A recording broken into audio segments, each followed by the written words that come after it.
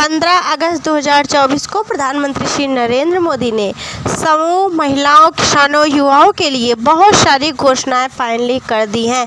आज की इस वीडियो में लाइव वीडियो शेयर करने वाले हैं। प्रधानमंत्री श्री नरेंद्र मोदी ने 15 अगस्त के दिन यानी कि कल क्या क्या घोषणाएं की थी, क्या क्या बातें कही हैं, वो आपको लाइव देखने को मिलने वाली है। इसलिए वीडियो पूरा अंत तक देखिएगा। चैनल पर जो लोग पहली बार आए हैं तो सब्सक्राइब कर ले। इस वीडियो को जितना ज़्यादा हो सके शेयर करें और कमेंट बॉक्स में अपनी राय जरूर बताएं। नारे लगाने वाले अनगिनत आजादी के दीवानों को नमन करने का ये पर्व है, उनका पुण्य स्मरण करने का पर्व है।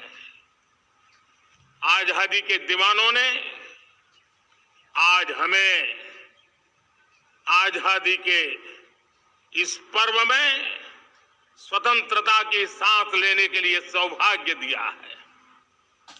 यह देश उनका ऋणी है। ऐसे हर महापुरुष के प्रति हम अपना श्रद्धा भाव व्यक्त करते हैं। मेरे प्यारे देशवासियों, आज जो महानुभाव राष्ट्र रक्षा के लिए और राष्ट्र निर्माण के लिए पूरे इतने कम समय में नए 12 करोड़ परिवारों को जल जीवन मिशन के तहत नल से जल पहुंच रहा है। आज 15 करोड़ परिवार इसके लाभार्थी बन चुके हैं। हमारे कौन लोग वंचित थे इन व्यवस्थाओं से? कौन पीछे रह गए थे? समाज के अग्रिम पंक्ति के लोग इसके लिए अभाव में नहीं जीते थे। मेरे दलित, मेरे पीड़ित, मेरे शोषित, मेरे आदिवासी भाई बहन, मेरे गरीब भाई बहन, मेरे झुग्गी झोपड़ी में जिंदगी गुजारने वाले लोग, वही तो इन चीजों के अभाव में जी रहे थे। हमने अनेक ऐसे प्राथमिक आवश्यकताओं की पूर्ति के लिए जो प्रयास किया और उसका परिणाम हमारे इन सारे समाज के बंधुओं को मिला है। हमने वोकल फॉर लोकल का मंत्र दिया। आज मुझे खुशी है कि वोकल फॉर लोकल ने अर्थतंत्र के लिए एक नया मंत्र बन गया है। हर डिस्ट्रिक्ट अपनी पैदावार के लिए गर्व करने लगा है। वन डिस्ट्रिक्ट वन प्रोडक्ट का माहौल बना है। अब वन डिस्ट्रिक्ट वन प्रोडक्ट को, वन डिस्ट्रिक्ट का वन प्रोडक्ट एक्सपोर्ट कैसे हो, उस दिशा में हर जिले सोचने लगे हैं। कहता हूं, दो चीजें और हुई जिसने विकास को एक गति दी है, विकास को एक नई छलांग दी है, और ये है, पहला है आधुनिक इंफ्रास्ट्रक्चर का निर्माण। हमने इंफ्रास्ट्रक्चर को आधुनिक बनाने की दिशा में सामान्य परिवार की, गांव की 10 करोड़ महिलाएं आर्थिक रूप से आत्मनिर्भर बन रही हैं। और जब महिला आर्थिक रूप से आत्मनिर्भर बनती हैं, तब परिवार की निर्णय प्रक्रिया की हिस्सेदार बनती हैं। एक बहुत बड़ी सामाजिक परिवर्तन की गारंटी लेकर के आती है। मुझे गर्व है इस बात पर, लेकिन साथ साथ मुझे गर्व इस बात का भी है कि हमारे सीईओ आज दुनिया भर के अंदर अपनी धाक जमा रहे हैं। भारत के हमारे सीईओ विश्व भर में अपनी धाक जमा रहे हैं। हमारे लिए खुशी की बात है कि एक तरफ मेरे सीईओ दुनिया भर में नाम कमा रहे हैं, भारत का नाम बढ़ा रहे हैं, तो दूसरी तरफ विमेन सेल्फ हेल्प ग्रुप से 1 करोड़ मेरी सामान्य परिवार की माताएं बहनें लखपति दीदी बनती है। मेरे लिए ये भी उतना ही गर्व की बात है। अब हमने सेल्फ हेल्प ग्रुप को 10 लाख रुपए से 20 लाख रुपए देने का निर्णय किया है। अब तक 9 लाख करोड़ रुपए बैंकों के माध्यम से हमारे इन विमेन सेल्फ हेल्प ग्रुप को मिले हैं, और जिसकी मदद से वो अपने अनेक विध कामों को बढ़ावा रहे हैं। मेरे साथियों, मेरे नौजवान इस तरफ ध्यान दें।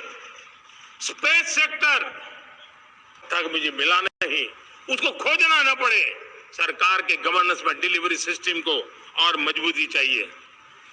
आप देखिए, देश में जब हम रिफॉर्म की बात करते हैं आज देश में करीब करीब 3 लाख संस्थाएं काम कर रही है, चाहे पंचायत हो, नगर पंचायत हो, नगर पालिका हो, महानगर पालिका हो, यूटी हो, स्टेट हो, डिस्ट्रिक्ट हो, केंद्र, छोटी मोटी 3 लाख करीब करीब इकाइयां हैं।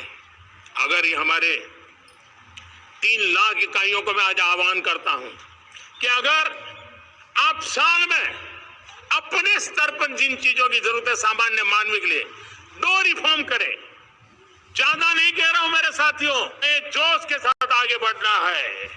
हमें सिर्फ जो हो गया है वो संतोष मान करके बैठने वाले हम लोग नहीं है, वो हमारे संस्कार में नहीं है।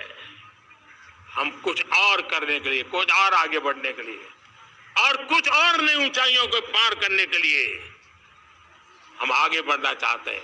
विकास को, समृद्धि को, सपनों को साकार करने को, हमारी शिक्षा व्यवस्था को जो हम बल देना चाहते हैं और विकसित भारत के सपने के लिए जिस प्रकार से मानव समूह तैयार करना चाहते हैं, नई शिक्षा नीति बहुत बड़ी भूमिका अदा। मैं नहीं चाहता हूं कि मेरे देश के नौजवानों को अब विदेशों में पढ़ने के लिए मजबूर होना पड़े। मध्यम वर्ग के परिवार के लाखों करोड़ों रुपया बच्चों को विदेश पढ़ने के लिए भेजने में खर्च हो जाए।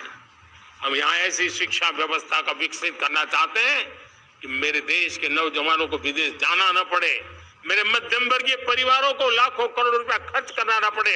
इतना ही नहीं, ऐसे संस्थान निर्माण हो ताकि विदेशों से लोग भारत के अंदर उनका मुंह मोड़े।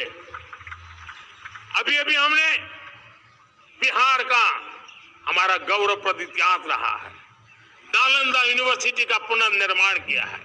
फिर से एक बार नालंदा यूनिवर्सिटी काम करना शुरू कर दिया है, लेकिन हमें शिक्षा के क्षेत्र में फिर से एक बार सदियों पुराने उस नालंदा स्पिरिट को जगाना होगा, उस नालंदा स्पिरिट को जीना होगा, उस नालंदा स्पिरिट को लेकर के बड़े विश्वास के साथ विश्व की ज्ञान की परंपराओं को नई चेतना देने का काम हमें करना होगा। मुझे पक्का विश्वास है कि नई शिक्षा नीति ने मातृभाषा पर बल दिया है। मैं राज्य सरकारों से कहूंगा, मैं देश की सभी संस्थानों से कहूंगा कि भाषा के कारण हमारे देश की टैलेंट को रुकावट नहीं आनी चाहिए, भाषा अवरुद्ध नहीं होनी चाहिए। मातृभाषा का सामर्थ्य हमारे देश के छोटे छोटे गरीब से गरीब माँ के बेटे को भी सपने पूरा करने का ताकत देता है। और इसलिए हमने हमारी मातृभाषा में पढ़ाई, जीवन में मातृभाषा का स्थान, परिवार में मातृभाषा का स्थान, हमारे देश के नौजवान के पास जो आइडियाज है उस आइडियाज को हम जमीन पर उतार पाए। साथियों, आज भी हमारे देश में मेडिकल एजुकेशन के लिए हमारे बच्चे बाहर जा रहे हैं।